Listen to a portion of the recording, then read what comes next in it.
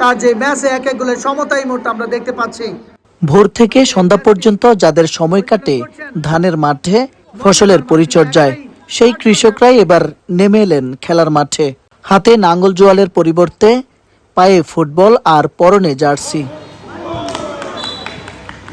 খাগড়াছড়ির মানিকছড়ি উপজেলার কৃষকদের নিয়ে আয়োজিত এক ব্যতিক্রমী ফুটবল উৎসবে দেখা গেল এমন আনন্দঘন দৃশ্য।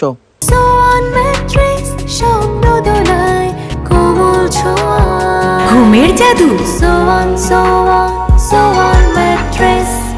সোমবার বিকেলে মানিকছড়ি গিরিমৈত্রী সরকারি ডিগ্রি কলেজ মাঠে এই প্রীতি ফুটবল ম্যাচ অনুষ্ঠিত হয়।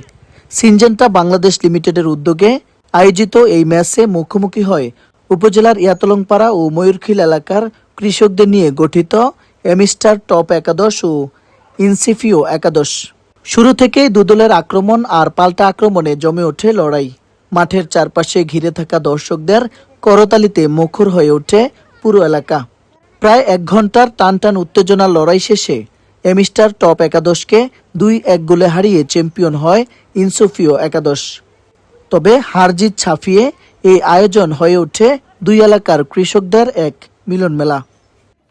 তো আসলে এটা হচ্ছে কৃষক ভাইদের মধ্যে একটা প্রীতি ফুটবল ম্যাচের মতো। হ্যাঁ, আমরা জাস্ট একটা প্রীতি ম্যাচ যেখানে আমরা কৃষক ভাইরা আনন্দ ফুর্তি করব, এই হিসাবে এই খেলাটা আয়োজন করা।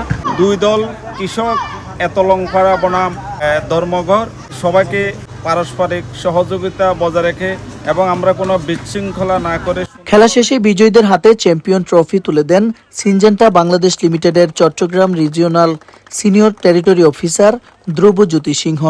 এ সময় সিনজেন্টার উপজেলা পরিবেশক দুলাল চন্দ্র মজুমদার ও sales promotional officer Murshidul Alam সহ স্থানীয় গণ্যমান্য ব্যক্তিবর্গ উপস্থিত ছিলেন।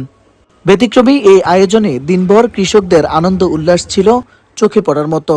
স্থানীয় কৃষকদের প্রত্যাশা, কৃষিকাজের একঘেয়েমি দূর করতে ভবিষ্যতে নিয়মিত এই উৎসবের আয়োজন করা হবে। মোহাম্মদ রবিউল হোসেন, বৈশাখী সংবাদ।